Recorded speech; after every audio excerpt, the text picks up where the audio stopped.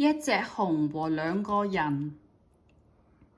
湯姆和約翰在樹林裡遠足，他們是很好的朋友。我們已經是很多年的好朋友了，湯姆說。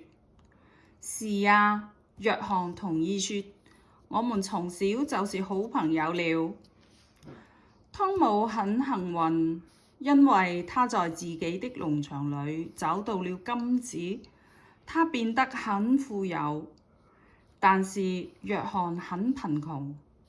湯姆一家住在大豪宅裡，但是約翰一家住在小木屋裡。約翰，我覺得你家人需要一間大房子，湯姆說。是的，我們當然需要，但是我們太窮了，約翰說。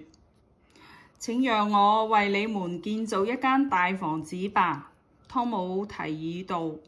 我很幸運，我想把這好運氣也分享給你。謝謝你，湯姆，約翰說。你真的是一個好朋友。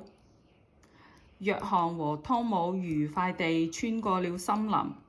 突然，他們看到一隻熊，熊也看到了他們，並向他們跑去。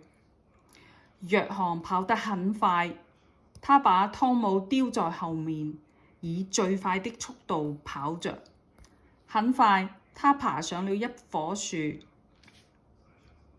湯姆跑得不如熊快，他轉過身去，看到熊正在逼近。沒用了，我完了，熊要吃掉我了。突然，湯姆有了一個主意，熊不吃死人，他想。於是湯姆躺在地上，他屏住了呼吸，躺在地上一動也不動。熊聞了聞湯姆，但是湯姆一動也不動。熊仔細地看着湯姆，舔了舔他的耳朵。湯姆還是一動也不動。哦，請不要吃我，不要吃我，湯姆想。終於，熊走開了。約翰看到熊走了之後，從樹上爬了下來，跑向湯姆。那頭熊沒有吃你，他說。是啊，它沒吃我。約翰很驚訝。湯姆看起來並不開心。湯姆，你應該開心啊，你還活着。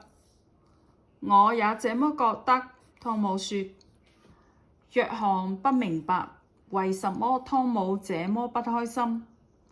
熊對他說了什麼？他想。湯姆，熊對你說什麼了？他問。熊說，你的朋友跑走了，他不是一個好朋友。湯姆回答。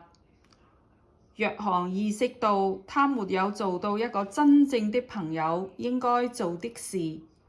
湯姆悲傷地走了。約翰又悲傷又羞愧，他失去了他的朋友。記住，一個真正的朋友永遠都會幫助你。